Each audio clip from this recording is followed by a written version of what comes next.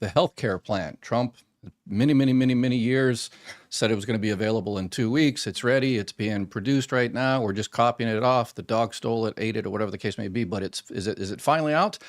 I'm going to argue that the plan has been out forever, for decades. The Affordable Care, we're going to get into the Affordable Care Act, and we've got some very good news on Medicare. So regular viewers know a slide I've shown that there's going to be over $500 billion cut over the next few years in terms of Medicare, your Medicare Part A, Part B, C, D, the whole 9 yards.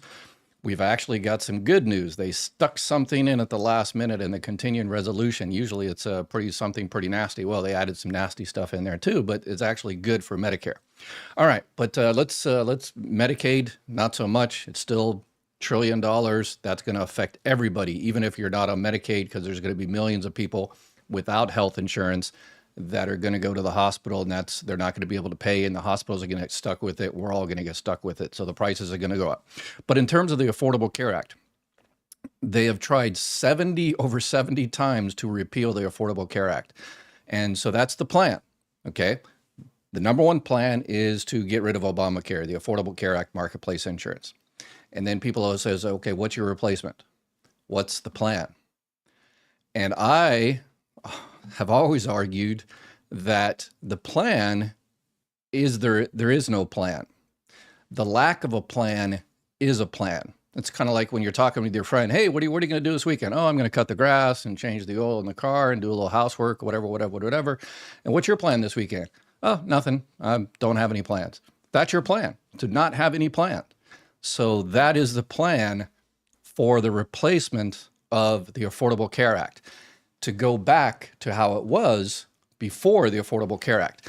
And let's do a little stroll down memory lane to see what it looked like before the Affordable Care Act, what the Affordable Care Act changed. A lot of people think, oh, I have Obamacare, and nobody has Obamacare. Nobody. You have a plan from a company, a private health insurance company. If you have the Affordable Care Act, you have a plan with a private insurance company that is regulated by some of the provisions of the Affordable Care Act. And those are the provisions that they're trying to get rid of. So let's talk about those provisions right here. These are the biggest provisions, what it actually does. So those of you who remember, in the old days, not very long ago, before the Affordable Care Act in 2010, if you had a pre-existing condition, sorry, no health insurance for you. No soup for you. No, you're done. Rejected. You're already sick. Too bad. No health insurance. Go do whatever you got to do someplace else. If you are healthy and they're nice enough to give you a health insurance plan, which is only good for 1 year, and then you get sick, too bad. You're sick. We're not going to renew your plan for next year. You're costing us too much money. So there's this idea of we need to bring back these high-risk pools. What's a high-risk pool? A high-risk pool is you basically have two pools of people, a whole bunch of people over here that are relatively, young and healthy and stuff like that. And so they're paying really, not too much for their health care, right? Got a whole bunch of people over there because the health insurance companies don't allow people that are sick into this group. So health insurance companies are making tons of money. We'll get into how much, the old days, how it happened. And so the monthly premiums were very much because they were all healthy. The unhealthy people were put into a high-risk pool of a bunch of unhealthy people. And those premiums, even if you were allowed in there, if you were too unhealthy, then they wouldn't even let you in there. But if you're a borderline, pre-existing condition, we're the only country in the world that uses these word pre-existing conditions the way we use it. But if you have any type of issue, then that's serious, you don't even get into it. But if you're kind of borderline, you're not healthy, but you're going to cost the insurance company a little bit more money, then they put you in a high-risk pool and they charge you a whole bunch of money. So that's the high-risk pool. So if you're healthy, it's a beautiful thing. But if it turns out you get old, and if you're lucky, you will, and eventually you'll get sicker, and then you just might move from one group to another group and have to pay a whole bunch more. And that's the reality of it before. Remember the old news stories from 15 years ago, and the children just born I've actually got some, I pulled up some old newspaper articles of, um, let's see, let me pull up some of these old newspaper articles.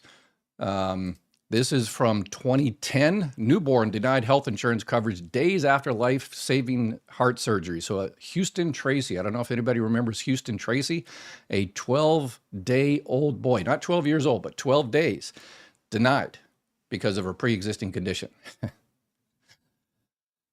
Transplant decisions, too late, teen dies, denied by the health insurance companies. So again, as long as you're, healthy-ish and you're paying premiums, the insurance company's making good money. But as soon as something happens, you get sick, then they could kick you off. With the Affordable Care Act, when that passed, couldn't do that anymore. There's no more lifetime caps either. Before they would say, okay, even if you get sick, we'll keep you, but we're only going to pay, $100,000, $200,000, $300,000, or whatever the case may be, and then you're done. You have to fix everything, and after that yourself. And then before the Affordable Care Act, they could kick off a bunch of people or not cover things like pregnancy, mental health, preventative care. But with the Affordable Care Act says, hey, if you have a health care plan, that you have to cover these 10 essential benefits. And so doctor visits, hospital, meds, maternity, mental health. Okay. Here's one of the big one. Here's the one reason these health insurance companies want the Affordable Care Act repealed. They tried 70 times. These are not, they're politicians, but they're doing the bidding of health insurance companies. And the reason these health insurance companies predominantly want these gone is because of this next one. According to the Affordable Care Act regulation, 80 to 85%, it depends whether it's a company or it's individual, 80 to 85% of your premium that you pay has to actually go to healthcare.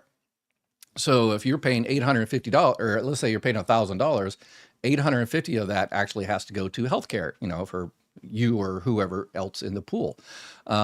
Before that, not really regulated. So over 50% of some of these plans, the money that you paid in the premiums went to advertising, bonuses, yachts, shareholder value, dividends.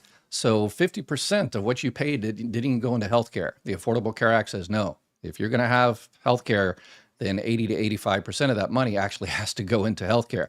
And these companies, that's the one thing they want to get rid of the Affordable Care Act big time. They just want it done, and they want to go back to the old days like this.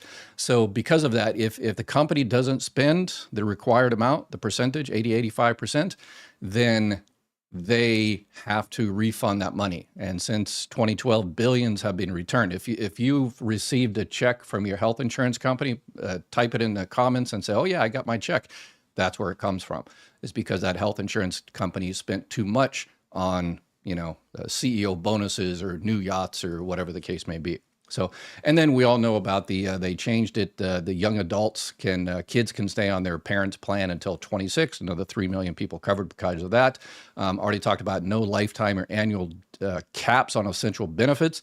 So in the old days, 15 years ago, you get cancer or something like that, and you get, have to have really expensive treatment, they'll just kick you off. So, or they'll say, oh, no more. You've reached your limit.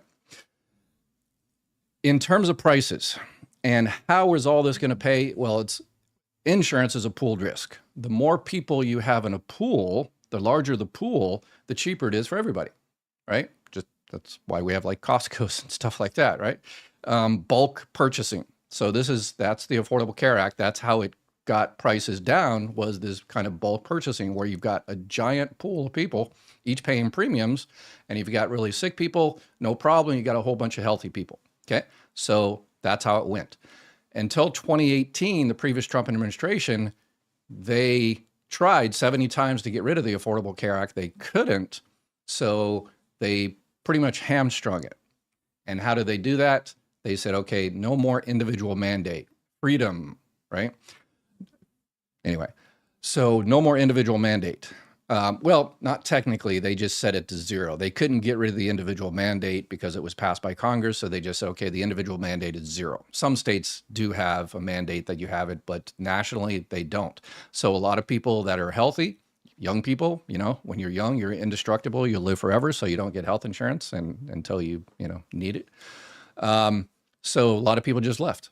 And because the individual mandate was set to zero, a lot of people left the pool, and the people that actually needed health care stayed in, and that rose the prices for everybody. So that's kind of where subsidies really started taking off, because the government said, okay, we had the mandate, and that was really helping to bring down prices, but they decided to kill those basically. So we need to help people and get them, we need more people insured. So that's when they started really focusing on subsidies, which they have now, that they're trying to get rid of these subsidies. That's the reason why we had the shutdown, for the longest shutdown in US history, is because they were attempting to extend the subsidies, but it looks like not so much. They kind of caved in. So when you have the subsidies, fewer people were enrolled, okay, with the NOAA mandate. Risk pool got sicker, so premiums rose in 2019. The subsidies stepped in, shielded 80% of buyers, and later surged enrollment to a record 21 million. So we got millions and millions and millions of people covered because of the subsidies that weren't covered before. But now we're looking to kick those people off. And again, just the same thing on Medicaid. When you kick people off Medicaid, they're not going to, it's not as though they're not going to get sick or be injured. They are going to get sick and be injured, but they just don't have to pay for it. They're going to go in medical debt, bankruptcy, but they're still going to go to the hospital, and the hospital's going to get stiffed for that bill. And are they going to take the hit? Of course they're not. They're going to pass it on to the rest of us. So even if you have health insurance from work or wherever the case may be, you're going to get increased prices every time millions of people get kicked off. So that's the plan. Make no doubt about it. Every day that they don't have a plan, that's the plan, to not have a plan, to let you go out there and have your own devices. And I'll talk about his recent statements about you're going to go out there and be little entrepreneurs. I'm going to talk about that today, and that's not a plan. Anyway, all right. So we do have some good news before we get into some questions on all things Social Security, retirement, survivor benefits, and all the rest of it. We do have good news, is that they did pass the pay-go stop measure. Let me see if I can find my little slide here. It's basically, okay, here we go. Here's what I've been showing for the past few months, is that because there was a deficit because of the one big beautiful bill, they give trillions of dollars of tax cut to the rich and the powerful corporations, and they had to find that money elsewhere. So they cut Medicaid, cut food stamps, cut Section 8 housing, but that wasn't enough. They still had a humongous deficit because of it. And part of the Pay-Go Act, the automatic cuts have to go to Medicare, over $535 billion, because in the one big beautiful bill, one big beautiful billionaires bill, they didn't stop that, suspend that. But in the continuing resolution, they did. So we have some good news that as of now, Medicare is safe-ish from over $500 billion in cuts. So we had some good news there. Some rare good news in this economy. All right, let's talk about what you got going on here. Let's see, get some questions. Anastasia, ACA was my only choice when I was widowed at 60, age until now. I turned 65 in October, on Medicare now. Yeah, a lot of people are very, very happy to get on Medicare. If I was dictator for the day, I'm joking, that's the first thing I'd do, Medicare for all. Or at the very least, start Medicare at 60 or whatever the case may be. There are plans out there. There's short-term medical. And I see a lot of TikTokers and social media talking about these. And they said, okay, if your Affordable Care Act premiums have doubled, tripled, whatever the case may be, and you can't afford them anymore, they're these short-term medical plans that are good, supposedly good for 3 or 4 months, but then they were extended for a year, and then you can extend them for another 2 years. And so the law is all over the place on these, but there are a lot of people advertising out there, these plans, these short-term medical plans. But Yeah, they are super, super sketchy. They are insurance, but if you get sick, yeah, good luck. If you have to pass underwriting to even get one, there's so many limitations. It doesn't cover this. It doesn't cover this other thing. If you get sick, they can kick you off. So all of the provisions of the Affordable Care Act don't apply to those. So I would definitely think twice, 3 times, 5 times about checking out one of those. Yeah. If I didn't have the AC, I would not be living today. Wow, Bella. Wow. It looks like I will be without insurance until I get Medicare, just like many others. Yeah, we definitely, I mean, I'm sure a lot of people in our community reach out to their politicians, and once they found out about Medicare cuts being happening, they said, hey, y'all need to do something. So we were able to accomplish this. Got a community over 600,000 subscribers, and they reach out to their politicians and make their concerns known. Yeah.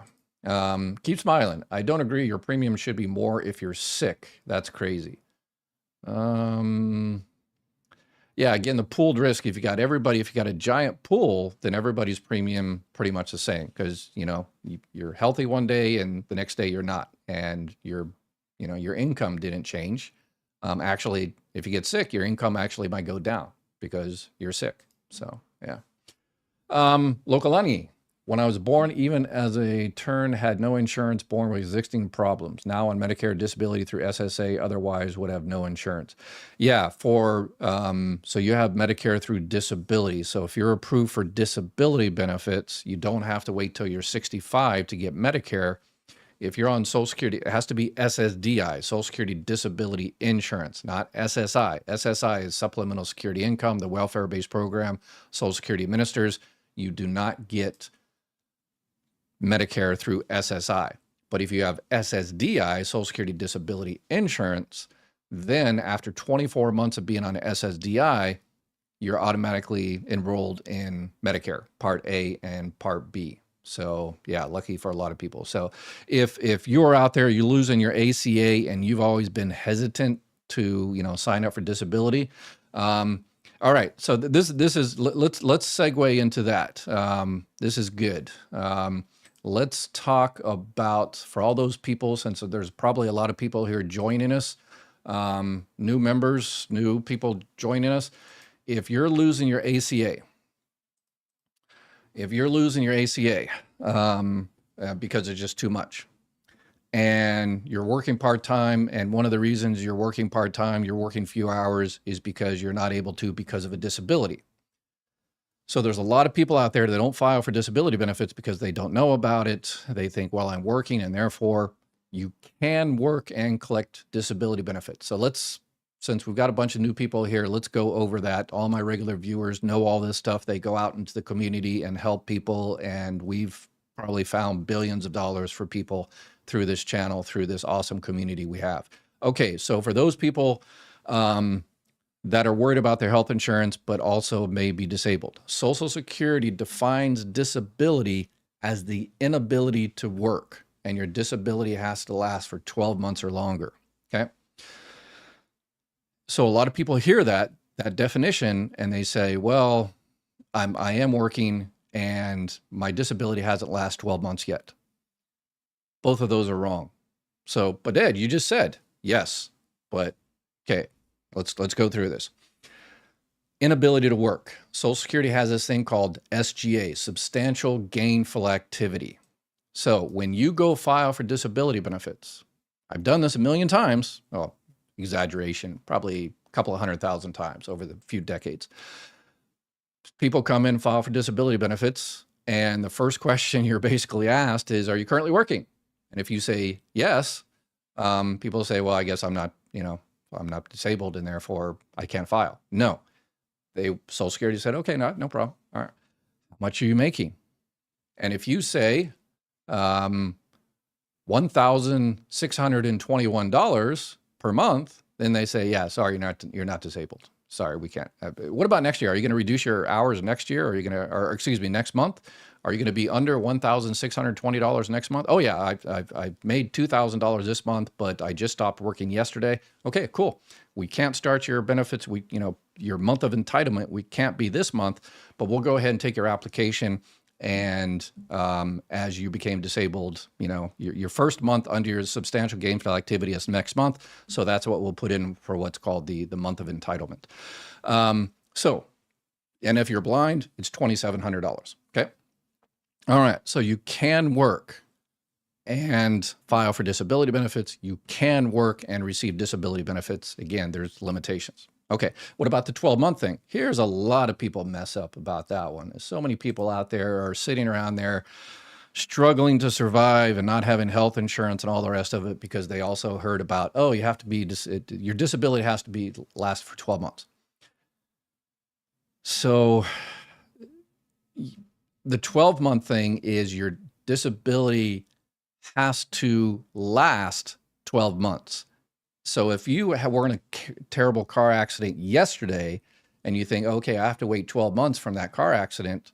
No, you were in a terrible car accident yesterday and whatever disability you have because of that traumatic injury, is that going to last 12 months? So if you had a car accident, you broke your arm, that's not going to last 12 months. But if you had serious injuries that are going to keep you out of work for 12 months or longer, that's what we're talking about. And yes, everybody at Social Security has had people come into the office and said, I want to file for disability benefits. What's your disability? I'm pregnant. Well, in every state except for maybe Florida, pregnancies don't last 12 months or longer. Yeah, so anyway, sorry, Florida. So your disability has to last 12 months or longer, and not necessarily it's already lasted 12 months in the future, whatever disability has to last. Or the ending of that category is or end in death, because there's people that come in and they were just diagnosed with stage 4 cancer or something like that, and they say, yeah, it's not going to last 12 months because unfortunately I'm not going to last 12 months. So that's another thing. Okay, so if you are approved for disability benefits, and again after 24 months of being on disability, you get Medicare automatically, Part A and Part B. No prior authorizations, no, this BS about pre-existing conditions, none of that stuff. And then once you get that, then you just have to decide whether you want, Medicare Advantage or a Medicare supplement plan. If you're on disability in most states, all you can get is a Medicare Advantage plan, but that's a whole different issue. So for disability benefits, if you've been working under the 1620, and every year it changes a little bit. So for next year, it's 1690. The substantial gainful activity for someone that's non-blind is 1690. If you're blind, it's 2830. So if you've been dealing with your disability for, let's say, the last 12 months or 24 months, and been under that substantial gainful activity, then you say, yeah, I became disabled, a year, 2 years ago. I didn't know I could file for disability because I was working, but I was working under that. So now, we found out through Dr. Ed's awesome community here that I can file, so I'm filing.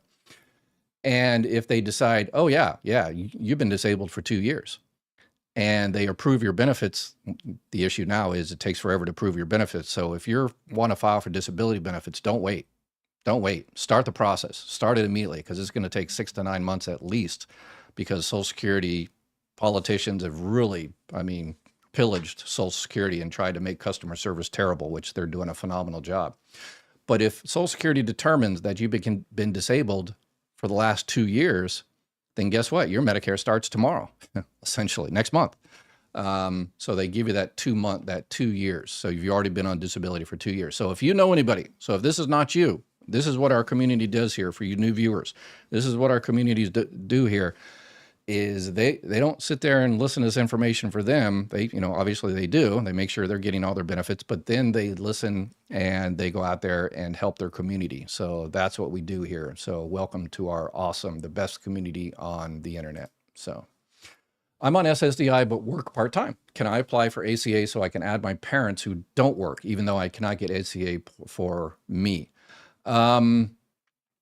If you've been on Medicare, then yeah, the thing about the Affordable Care Act and Medicare, is when you're eligible for Medicare, you're eligible for Medicare. So if you're on disability benefits, 24 months, you turn 65, you're eligible for Medicare. If you have the Affordable Care Act at that time, then you can technically keep the Affordable Care Act and Medicare, but the problem is that you no longer get subsidies. So any cost sharing or subsidies with the Affordable Care Act. So people that are eligible for Medicare, they always, they give up their ACA because they're eligible for Medicare, and Medicare is only the $185. And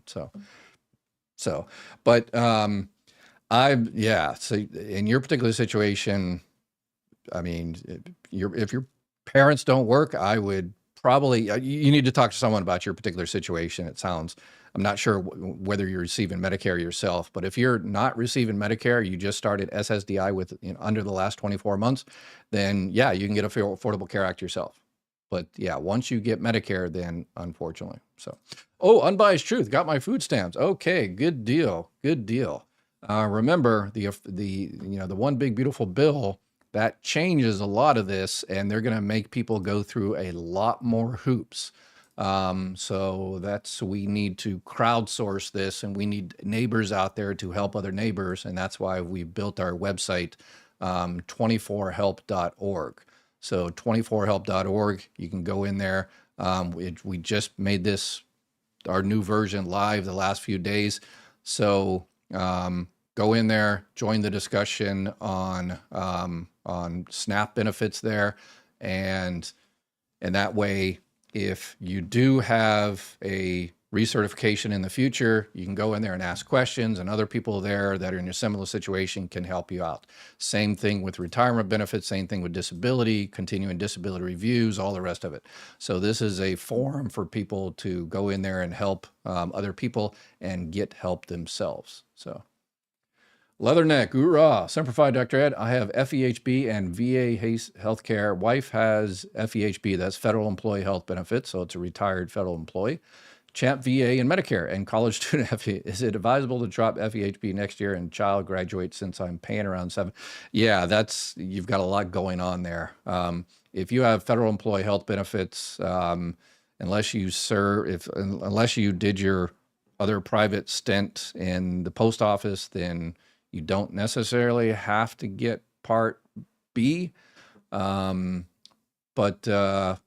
Yeah, if you have federal employee and CHAMP or TRICARE, then you usually don't need any other type of supplement. Remember, if you have FEHB and you decline that, then you can pretty much never sign up for it again. There's an exception if you actually go to a Medicare Advantage plan. But yeah, you got a lot going on there. So I would reach out because it doesn't sound like, you are Medicare, the college students. Yeah, you got a lot going in there. So I would talk to an expert on that one. Chapter does Medicare supplements, Medicare Advantage, and stuff like that. They don't do the Affordable Care Act. They probably have someone that knows FEHB, so maybe reach out to them. Or I had to pay $800 on taxes when I didn't have insurance when ACA first came out. Yeah, that's part of the mandate. They said, hey, had to elicit people to, sign up. So had to get health insurance. And if you got health insurance, then you didn't have it. So that's part of the pooled thing. It's just like, car insurance, and make you get car insurance and, all the rest of it. So if you haven't done it already, don't forget to hit the thumbs up button. Yes, please, please, please. If people can be required to have a car insurance or homeowners insurance, why is it wrong to require health insurance? Yeah, because again, if you don't, then it just costs everybody else. That's what they say. That's why you have all that stuff, to have car insurance, to protect you, but to protect the other person as well. Same thing with health insurance is, if you don't have it and you have $1 million cancer treatment or something like that, and you get stuck with it, and then the hospital gets stuck with it, and then we have to pay for it. And that's one of the questions we used to get at Social Security all the time. People used to walk in and say, why do I have to sign up for Medicare? And they didn't care about Part A because that's $0 premium per month.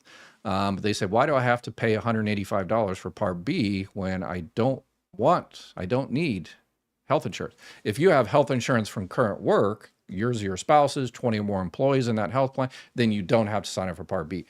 But there are people that used to come in every single week to Social Security and say, I don't want Part B, I'm healthy, I don't need it. Well, that's why, because Part B is just like the Affordable Care Act used to be. People need to pay the premiums, the $185, and that pays for the future. So if you're 65, 66, 67, and you're healthy, you're paying the $185. Yeah, you don't use it, luckily for you, but you might use it tomorrow, right? Life is what happens while you're making other plans. Nobody knows what's going to happen tomorrow, and you might not need it today, but you just might need it tomorrow.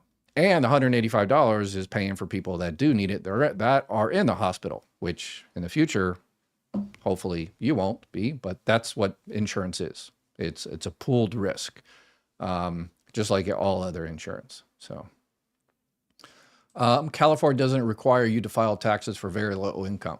Yeah, there is on my website, mygovexpert.com. I've got a link in there to the IRS website, the federal, the national IRS website, that you can go in there. Let me see if we can find it here. Retirement. So this is the website, MyGovExpert. It has for retirement eligibility, when to start, and all the rest of it. So taxation of benefits. And then, so you go into, again, mygovexpert.com. We've got two websites. mygovexpert.com talks about, Social Security, retirement, survivor benefits, disability, Medicare, living overseas, all that kind of stuff. And the 24help.org website that we have is the group discussion for y'all to help each other out. So you click on taxation there, and then you go down and calculate your taxable benefits. Let's make sure that link. Yep, there it is right there. Are your Social Security and retirement benefits taxable? And you just answer a few questions there, and it tells you whether you even have to pay tax on your Social Security. So these subsidies were temporarily increased during COVID and were set to expire December 31st, 2025. So it wasn't taken away, expired, and going back to the normal subsidies. Yeah, which are terrible, and 20 million people or so are going to lose their health insurance. So it's not really a solution. Does the entire system, in my estimation, need to be redesigned? 100%. But the argue that, oh, these are, let's reevaluate the whole system, and we don't have a plan to do it, but let's redesign the whole system. It's going to take a long, long, long time. Yeah, that's fine. But let's make sure people, millions of people don't lose their health insurance next year. Yeah, I agree with you, Don Ricky. So the whole system should have been fixed years ago, so the subsidies wouldn't be an issue. But yeah, the politicians, their specialty is kick the can down the road. Can doctors who accept Medicare decide not to take QMB? Yes, unfortunately. So QMB is Medicaid. And on any of these plans, here's a lot of people when they're signing up for, let's say, a Medicare Advantage plan. So if you have QMB, that means you also have a Medicare Advantage plan, probably. But any type of these plans, so a doctor, here's where a lot of people get in trouble. They check their plans for 2026, Medicaid, Medicare Advantage, whatever the case may be, and they call the doctor and they say, hey, do you take XYZ Medicare Advantage company? And they say, yep, we take it. You need to go one step further, because a lot of these Medicare Advantage companies have 2, 3, 4, 5, 6, 7 different plans. And one of those is the Medicaid, the dual eligible Medicaid, the QMB you're talking about. So you have to be specific and say, okay, you take XYZ Medicare Advantage plans, but do you take this specific one? Because if you don't check, and that's why we have Chapter, you reach out to them and they'll check for you for free, see if yours is the best plan and whether your doctor's covered it. So they will double check to make sure you're not only that your doctor covers that company, but also that specific plan. A lot of people get hit by that and don't realize. But I called y'all and asked you if you took this company, and says, well, yeah, you should have told us what plan, because we'll take this plan, but not that plan. And yeah, it's crazy. Sometimes it's a contracting issue, where they take the company, pretty much all the plans that particular company has, but a new plan comes out and they haven't finished the contracting yet. And so the whole thing is a nightmare. It's just just a nightmare. Save Social Security, raise the FICA cap, 100%. Okay, I haven't showed this in a few days, so let's go ahead and pop it up and show it since we got a lot of new viewers today. So, because of 40 years of inaction, if you're new to my channel, we are political but not partisan. You notice I never say the names of the political parties. I avoid that because I think they're all, they all haven't done their job across the board. If they did, yeah, this wouldn't be happening. Because of 40 years of inaction, 86 more checks, you're going to get 100% in Social Security. The 87th check is going to be cut by 23% because these guys didn't do anything to fix it. And it's not because of stolen trust fund. It's, you know, those are just, you know, BS distractions that politicians give. So let's see, Affordable Care Act or Obamacare, that's ACA. Yeah, it's all the marketplace insurance at bottom. So nobody has, you know, Obamacare insurance, the Affordable Care Act insurance. It's insurance with a particular company. The marketplace, that's just regulations that make these companies do the right thing and not nickel and dime you and then kick you off when you're sick and all that. So it's just a bunch of regulations.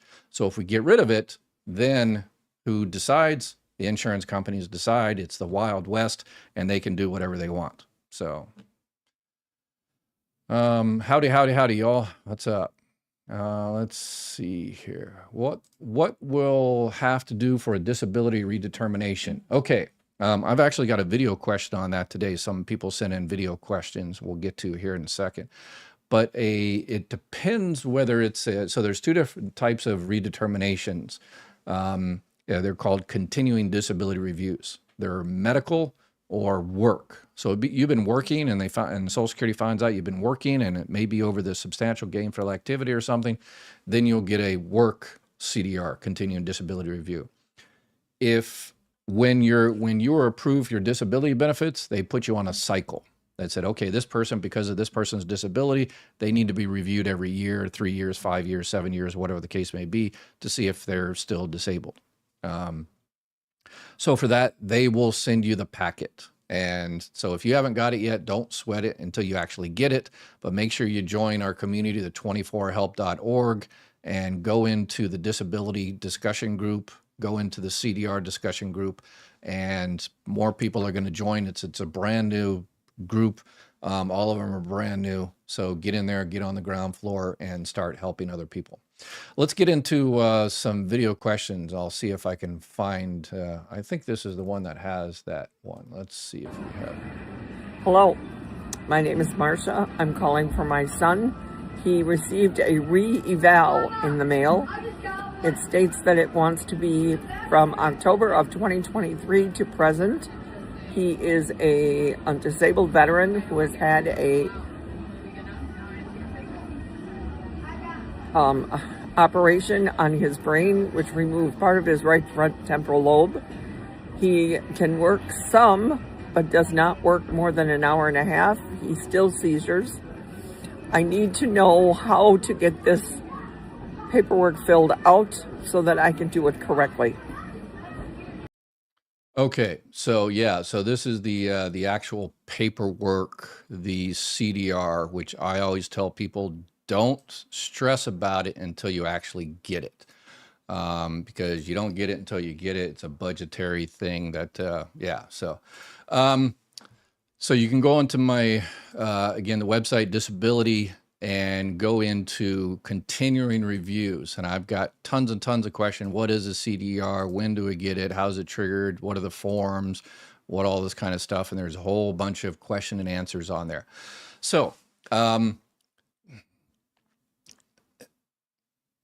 we've got retired Social Security employees that can help out. This is the only thing we do charge for. We're adding to our team there, so they can help you out with this. But unfortunately, there's a charge for that because it's a one-on-one situation.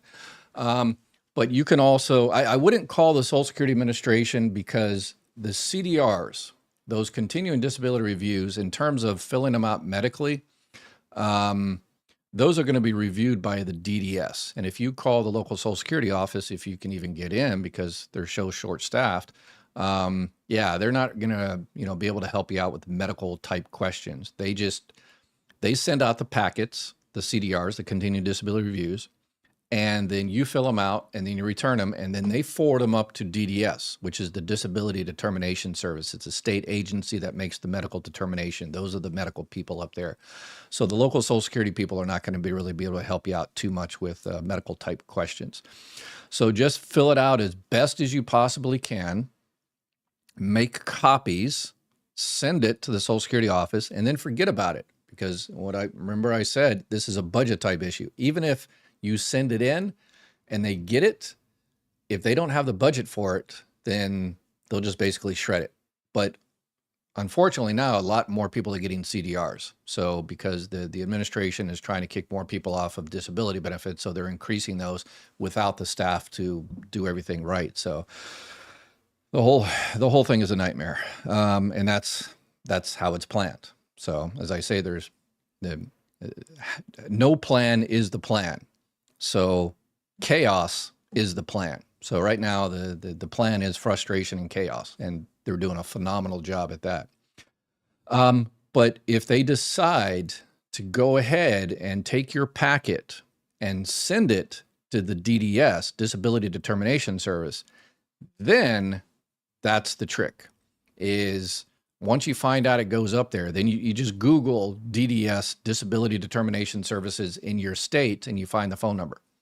So after a few weeks after filling that out, you call the DDS and say, hey, did y'all get our the CDR packet, the Continuing Disability Review packet? Did you get that? Yeah, we got it right here. Or they'll direct you to the claims examiner that's working on it. And you just call them up and say, hey, did you get it? I wasn't sure about this question or that question, and do you have any more questions? And we'll fill it out again, or can you make notes on your side, or whatever the case may be. That's probably the best way to do it. So, but don't sweat it until they actually start working on it, because you don't even know if they're going to work on it. So, I just started drawing Social Security in September, and I'm trying to go through the enrollment Medicare thing now. And I was contacted by a person through Medicare, and they signed me up on that Aetna that goes through my Part D. How do I check up on that to make sure that everything's legit? Thank you. okay. Number one, if they say they're calling for Medicare to sign you up for a plan, then yeah, then they're not legit, because Medicare, unless you reached out to actually Medicare itself. But if you reach out to any other Medicare insurance agent and they said they work with Medicare, they're government employees, then yeah, they're not, unless you actually called Medicare or whatever and did it online or something. So yeah, I would, in your case, if you already signed up and everything, and you seem, you did the right thing, and you've went through, let me show our 7 Ps here for those who are reviewing their Medicare Advantage plans for 2026. If you are reviewing your plan for next year, it's important, whoever you can contact chapter, whoever, that you know and trust, and have your current plan available. And that way they can compare your current plan with the plan next year, have the providers that you definitely want to use, those doctors that you really have to have covered, your prescriptions, the milligrams, whether extended release, whatever the case may be, the pharmacy, if you want to keep a particular pharmacy, if you have particular priorities, need more dental, you need to save as much money on hospitals, the prices across the board, not only the 0 premium per month, but all the other, prices after that. And then you have to be persistent with those. With the Medicare supplement plan, once you got it, then you're pretty much good. With the Medicare Advantage plan, those are the ones that the health insurance companies got all the prior authorizations and networks and all the other kind of stuff. So it's important that you check. So if you did all that, and you are sure you got the best plan for you, and you're just wondering whether that company that signed you up was legit, you mentioned the name of the company, call that company and said, hey, I used some agent that called me out of the blue, which they are not supposed to.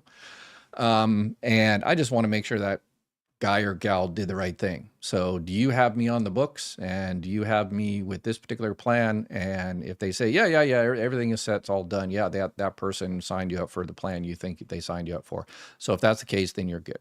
So, all right, let's see. Hello. I'm trying to find out if I would be eligible for spousal widow benefits. My first husband and me were married for over 16 years.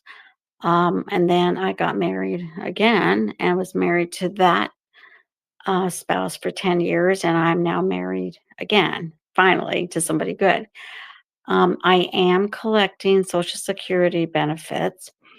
And I'm trying to find out if I could collect from my first husband who passed away earlier this year. And he was only getting $1,000 a month from his Social Security. And I get 1,400 a month. So do I just get half of his 1,000 if I filed for spousal widow benefits, or do I cancel out because I make more than the 500? I think that's how it goes, unless things have changed. So I would be grateful if you could answer this. Thank you. Okay, so there's a couple of things in there. See, you were married to the person, as a divorce type situation. So you were married 10 years, so you're eligible there, no problem.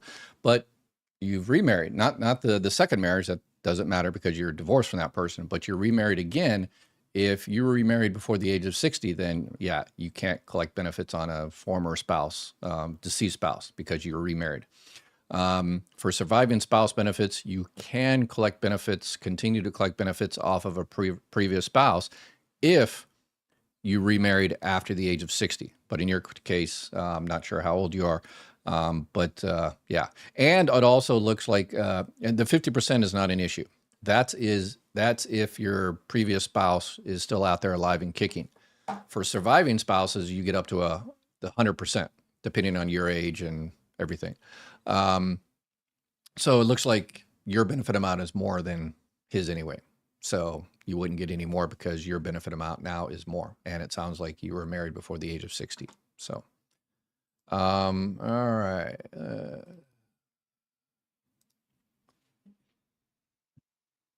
Hey Ed, how you doing?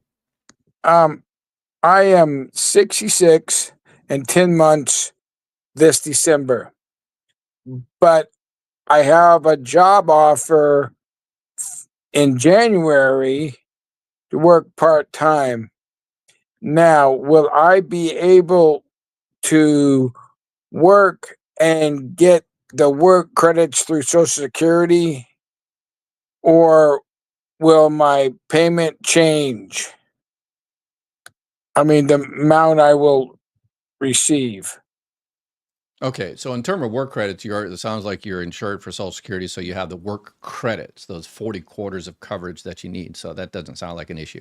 You're probably asking about, so in any time, if you're collecting Social Security benefits, even if you're collecting Social Security benefits and you continue to work, and the year you work is one of your high 35 years, because that's how Social Security determines your benefit amount, by your high 35 years of earnings. So if that's one of your high years, then they will recalculate your benefits, and that's 100% automatically. So the 3 steps they do to calculate your retirement benefits is they take your high 35 years, they index them for this wage growth, and then they divide them by 420 months, and then they come up with your averaged index monthly earnings, and then they multiply them by these 3 bin points here, 90%, 32, 15%, and that's how they come up with your primary insurance amount. So anytime you continue working and paying into Social Security, then if that's one of your high 35 years, then yep, it'll increase your benefit amount, and that's 100% automatic. You don't have to do anything. Social Security does that automatically.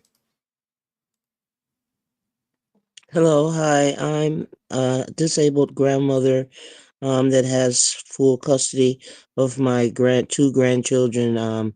I just put them onto my benefits, added them on to receive benefits from my earnings because I'm disabled.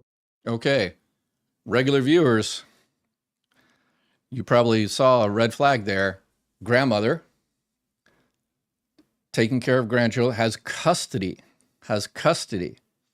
of the grandchildren, and wants to get those grandchildren benefits from her record with just custody. all my regular viewers have said, oh, no, you can't do that because you have to actually adopt those children. Or, so this is, for y'all going out in the community, and there's a lot of grandparents that are taking care of their grandchildren, and we want people to go out there and help those people, but you got to know, what to look for. So remember, adopt or what? I know my regular viewers know the answer to this one, and this young lady answers it correctly. And my question is, are they qualified to be able to receive some type of insurance, medical insurance from my Medicare? Because right now I'm their sole provider, and their parents are unfortunately disabled. So I was able to add them on to receive. There you go, right there. Remember?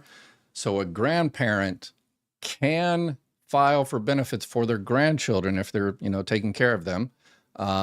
If they adopt those grandchildren, custody alone won't help. Social Security doesn't recognize custody alone. You actually have to adopt unless the parents, both parents, are either disabled or deceased. So the parents are disabled, therefore the grandparent, her, can get benefits for the children. So let's go out there and look for those grandparents that are thought they were done with raising kids, but a lot of grandparents out there stepping up and they need help. So let's go out there and help as many as possible. But in terms of health insurance, Medicare, no, not Medicare. The only way a child can get Medicare is if the child is receiving DAC benefits. So those are the disabled adult child benefits. So let's say you have one of your grandchildren, hopefully not, one of your grandchildren are disabled. They became disabled before the age of 22. And so they will file for Social Security disability insurance on your record. And after 24 months, they'll be able to get Medicare because they're on SSDI, Social Security disability benefits on your record. But if not, then no, unfortunately. So the only thing out there is the Affordable Care Act or CHIP, the Children's Health Insurance Program. So definitely check those out for your grandchildren. And thank you for stepping up. You are, as we used to say in the Marine Corps, you are 3 awesome. So that's 1 more than 2 awesome. Hi, Dr. Ed. I'm asking a question for my aunt. She is 87 years old and she is divorced, and her husband, her ex-spouse, I should say, is deceased. He's never been married again. She's never been married again. Does she receive survivor's divorce benefits? And if so, does she get 100% of his check because of her age? Or is there still a percentage that she would get, whichever benefit is the highest? Can you let me know? Thank you so much. All right. Thank you for looking out for your family. You're 2 awesome as well. 3 awesome. Okay. So, hopefully she didn't miss a whole bunch of money by not filing earlier if she isn't eligible for benefits. I'll tell you what she can do, and I'll tell you how people mess this up and lose money. So, she needs to call Social Security and say, hey, I was married to this person for at least 10 years, or I was married to that person when they passed away, and they passed away, we were married 9 months. There's a couple exceptions there if it was an accident or the person was active duty in the military. But give Social Security, call the 800 number, the 800 number, or the local Social Security office, and say, here's the person's Social Security number. If you know it, if you don't, no big deal. Just give the person's name, their date of birth, or how old they are, where they were born, and they'll be able to find the Social Security number, and they'll look it up and see if those benefits are more than hers. So if she's past her full retirement age, which she is, she'll get 100% of the benefit amount. The benefit amount is determined on when that person took benefits. So if that person waited till full retirement age, basically, or there was receiving disability benefits, then she'll get 100% of his full benefit amount. So And if it turns out that, she was entitled to these benefits, 2, 3, 4, 5 years ago, I would fight and, go ahead and get the money started, get that money coming in every month. And then when you get the decision letter, ask first, when you go down their file and says, and they say, yes, you're eligible for benefits, an extra $100, $200, $300, $400, $500, $1,000, or whatever the case may be. And that time say, hey, okay, could we have got it earlier? You should have called us a year ago, 2 years ago, 3 years ago to get that money. Ask for as much of that money back pay, the retroactive back pay, as you possibly can. They can go at least 6 months, sometimes 12 months, depending on the situation, but fight for as much as you possibly can. Quite often, if they know about that, your marriage to them, they send you what's called a WIB letter, a WIB-RIB letter, where it basically says, okay, you're receiving benefits on your own record, and before you were not eligible for benefits on that other person's record because they were still alive and it's only 50%, but now we just learned that they passed away and now you can get a lot more money, so you need to come down and file for that extra money. They're supposed to do that, but with the staffing levels, it's unfortunate. So you really have to keep up on it. So what I tell people is, if you ever call and you think you're eligible for benefits on an ex's record, and they call and the Social Security says, and you're not eligible, it's, if you were married to that person for 10 years and you're not married yourself, or, that eligibility is all good. But the reason you're not going to receive benefits is because your benefit amount is higher and that person is still alive. Then remember, if that person passes away, everything changes. It goes from 50% up to 100%. So call up every now and then. If you're not in touch with that person, or about that person's, whereabouts, or whether they're, alive and kicking or whatever, then call up Social Security every now and then, every 6 months, and say, yeah, I want to file for survivor benefits, and give them the Social Security number or whatever. And they say, well, you can't file because person's still alive. They said, okay, all right, bye. Call you in 6 months. So, so many people losing money out there. Subscribe, like, share. Come on, let's help some people out there. So the question I have is regarding owning a business. We are going to start collecting our Social Security in January, and we own a LLC that files as an S corporation. We pay ourselves a small salary underneath the limits, and I'm not sure if extra profits from the business would count as income. I don't think they have been. And then also, when we get ready to sell the business, does the sale of the business count as income? I think it counts as capital gains, but I'm having. Okay, yeah, I never worked for the IRS, so I'd stay away from these type of questions. But in the final analysis, Social Security, so if you're filing for early retirement, you're limited to the amount of money you can make. This year it's $23,400. And whatever you and your tax person and the IRS determine, that's your income. So it's either gross wages or net income from business. Social Security does a little bit different in terms of business because, all those business owners know out there that sometimes if you're like 63 years old and you're working for a business, for the first, year or 2 years, well, it doesn't matter how old you are, but the first 1 or 2 or 3 years, you're working pretty much for free. You're working 80 hours a week, but you're making almost no money whatsoever, net income, because you're putting it back into the business. Social Security will ask you that when you file, and it says, okay, you're, net income from business, but how many hours are you actually doing it? So they take those hours into consideration. But your particular situation, I would reach out to your tax accountant and see whatever they notified Social Security. That's the important thing. Dr. Ed, first of all, thank you for helping me.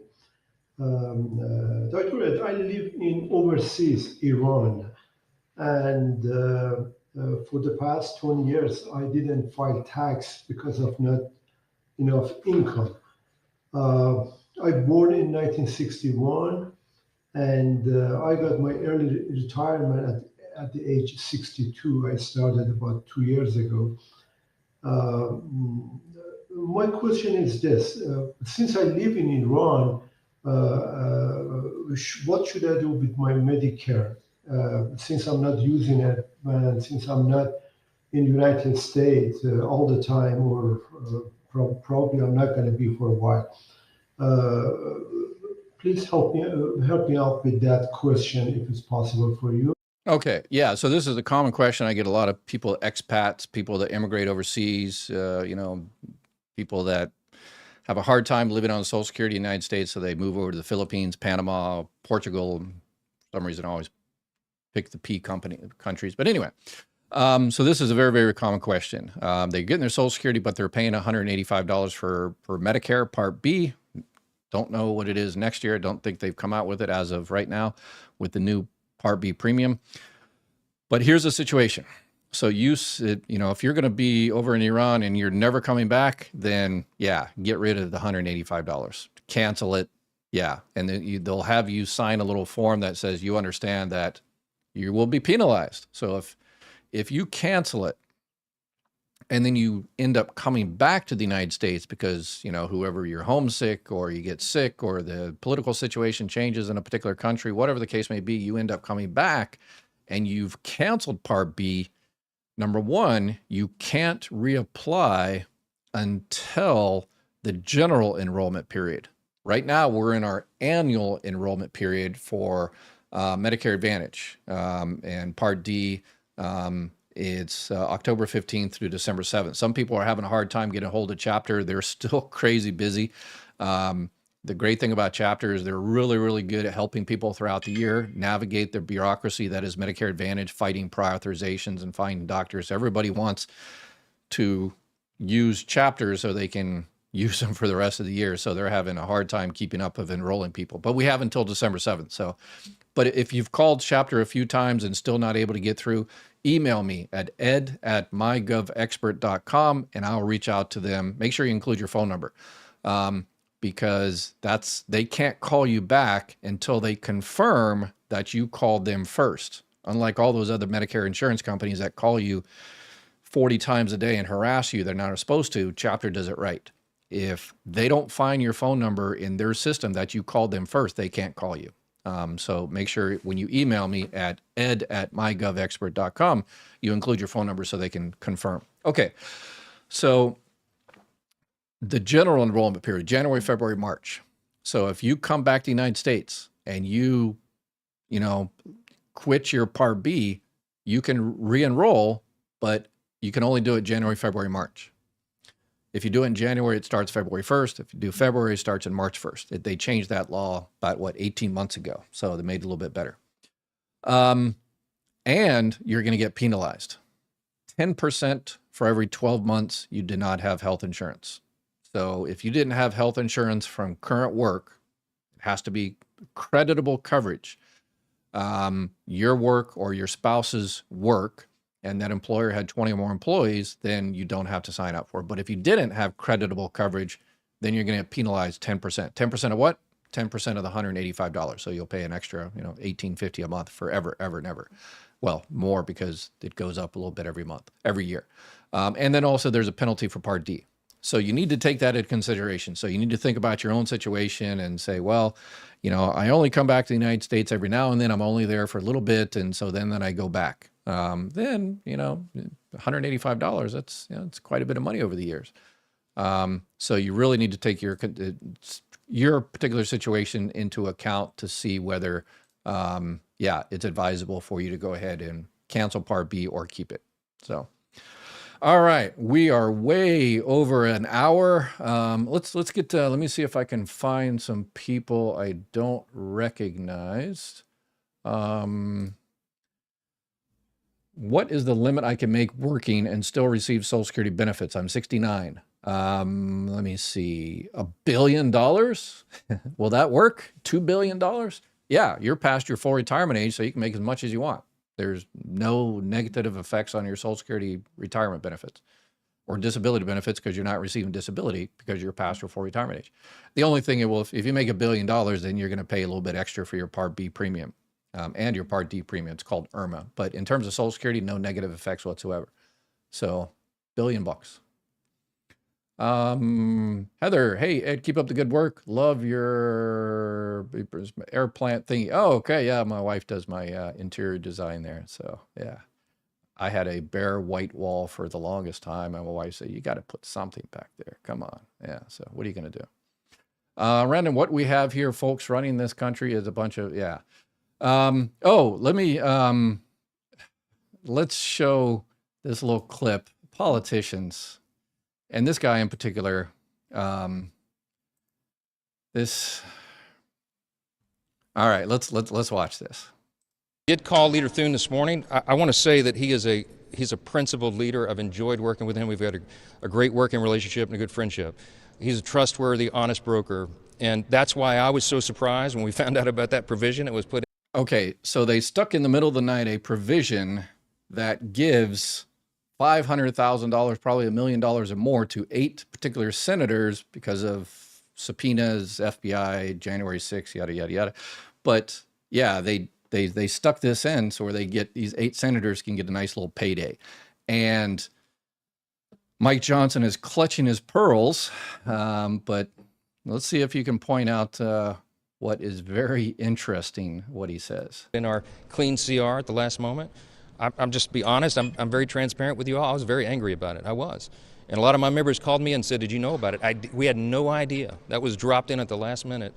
And I did not appreciate that, nor did most of the House members. Many of them are very angry about that. So we will be bringing that up. We'll probably pass it on suspension early next week, and we'll send it over to the Senate. I had a conversation with Leader Thune early this morning about it. I think he regretted the way it was done, and we had an honest conversation about that. I didn't ask him for any commitment at that time because I had a lot on my plate today, and I've been busy ever since that conversation we had early this morning.